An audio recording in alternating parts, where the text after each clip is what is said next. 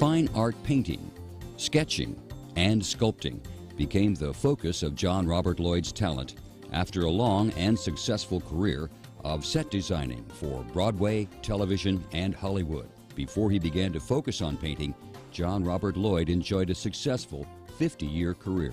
John was a terrific designer of theater and film and television, and he had a very, very busy career, but all the time, in the background, in the back of his mind, was this painter, this fine art painter that was trying to get out. And when he finally reached the age of 65, he buckled down and went to art school and wouldn't answer the phone, refused to do any more pictures for directors and producers that called him and asked him for his services. When he was about 70 years old, he was a really fine painter. So he had about a 13, 14-year painting career.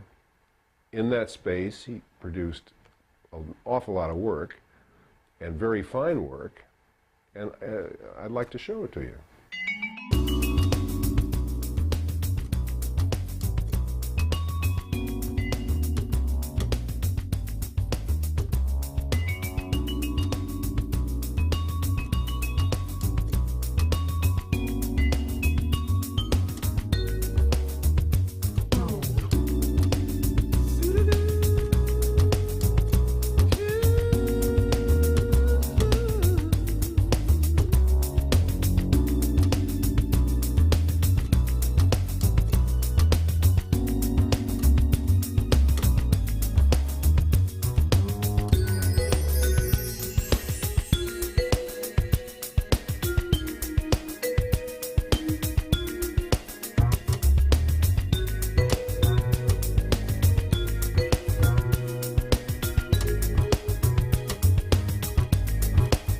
There's no better training for a painter, I think, than having the task of creating a surround for a dramatic performance.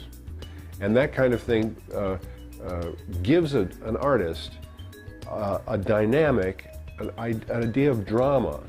A lot of John's pictures are allegorical in nature.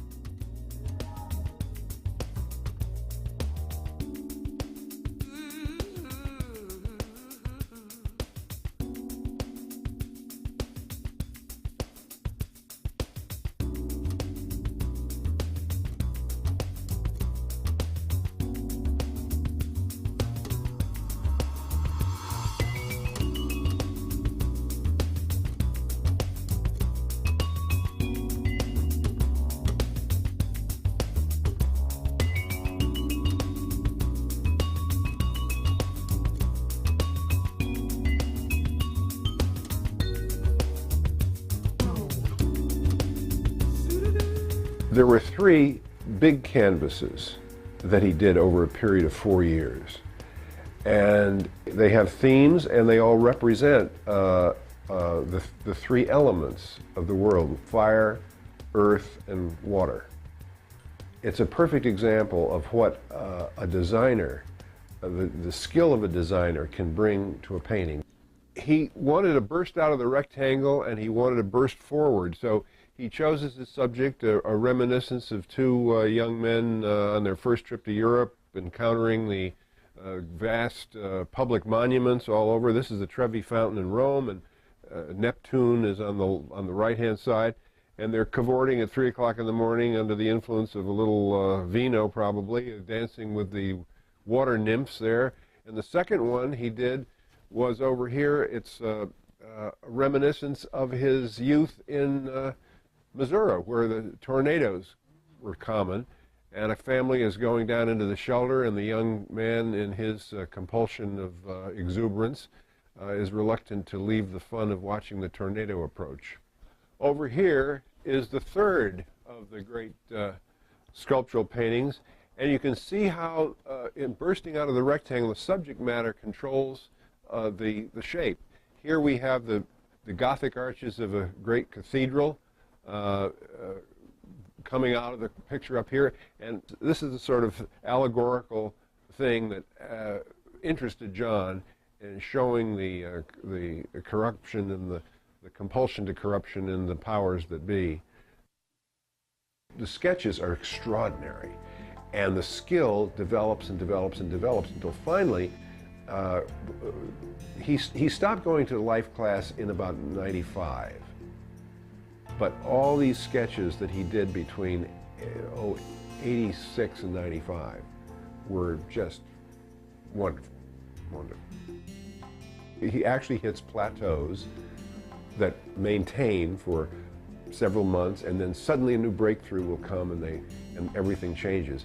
And sometimes he'll add color to these sketches, and sometimes not. Sometimes they're just black and white, and he used every medium. He did watercolors, he did poster paints, he did charcoal drawings, charcoal in black and charcoal in red. Well, John was not only a fine artist in oil and other medium, but the sculpture that we still have is extraordinary. Only one went all the way to bronze, and the sculpture over there is in two pieces.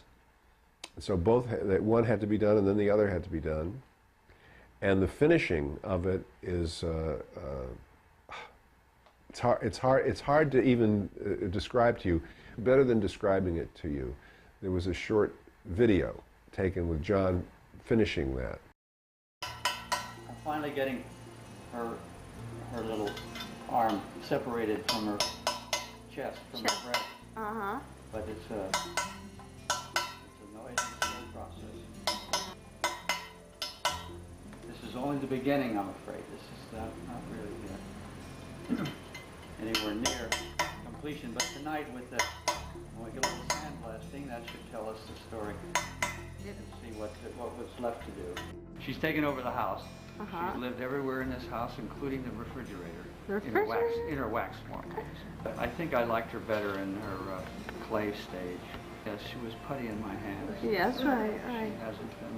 She hasn't been that cooperative since. Yeah.